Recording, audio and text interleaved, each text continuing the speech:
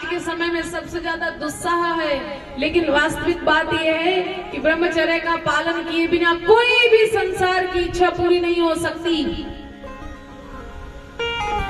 नारद ऋषि बैठ गए, क्योंकि जानते हैं कि जब नारद ऋषि कथा को कहेंगे तो उस कथा की फलश्रुति कुछ और हो जाएगी। ऋषि मनीषी बैठ बैठ कर नारद जी के मुख की ओर देखने लगे और नारद ऋषि कथा कहने लगे, बोलने लगे। और जैसे जैसे नारद ऋषि श्री भगवान के स्वरूप की चर्चा करने लगे तो महाराज महात्माओं के हृदय में आनंद की लहरें उठने लगी।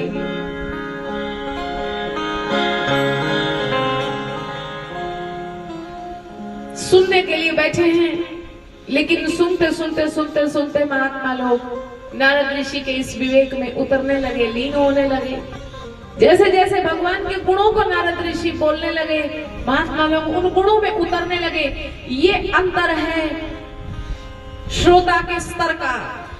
एक सुनता है तो महाराज सुना हुआ केवल उसके कान तक पहुंचता है। इसका अभिप्राय ये है कि अभी कर्म इतने उज्जवल नहीं हुए हैं कि सुना हुआ भीतर तक उतरे। दूसरे स्तर का श्रोता सुन रहा है, समझ रहा है, लेकिन जैसे ही जीवन में उतरता है सुना सुनाया सब एक तरफ रह जाता है। फिर आते हैं उत्तम तरह के श्रोता, सबसे हाईएस्ट लेवल, सबसे ऊंचा लेवल सुनने वाले का।